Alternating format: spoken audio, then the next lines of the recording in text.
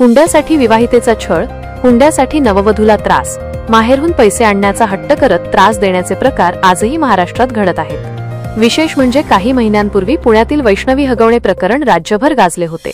या घटनेनं महाराष्ट्र हादरून गेला होता, कारण मुलीच्या वडिलांनी लग्नात अलिशान कार गिफ्ट देऊनही मुलीने सासरच्या जाचाला कंटाळून जीवन संपवलं होतं। त्यानंतर अद्यापही असे प्रकार राज्यात घडत असून नाशिक जिल्ह्यातील चांदवड येथील संतापजनक आणि धक्कादायक घटना समोर आली आहे। सासरच्या सततच्या जाचाला कंटाळून विवाहितेने जीवन संपवल्याने संतप्त कुटुंबियांनी सासरच्या दारातच आपल्या लेकीची चिता पेटवल्याची घटना घडली आहे।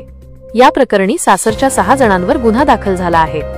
नाशिकच्या चांदवड तालुक्यातील पिंपळगाव धाबली येथे हृदय पिळवटून टाकणारी घटना समोर आली आहे। सासरच्या सततच्या जाचाला कंटाळून 22 वर्षीय विवाहितेने आपले जीवन संपवले।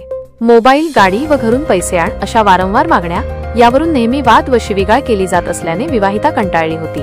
सासरी सातत्याने होणाऱ्या या छळामुळे मोहिनी चंद्रकांत अहिरे हिने टोकाचे पाऊल उचलले।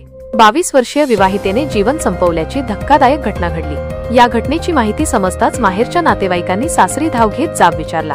त्यानंतर दोन्ही कुटुंबात झालेल्या वादानंतर मुलीच्या माहेरच्या कुटुंबियांनी तिच्या सासरच्या घरासमोरच तिची चिता पेटवल्याची धक्कादायक घटना घडली आहे। पीडित कुटुंबियांनी दारात मुलीच्या मृतदेहावर अंत्यसंस्कार करत संताप व्यक्त केला।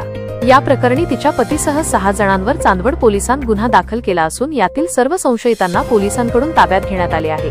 पुढील अधिक तपास करण्यात येत आहे।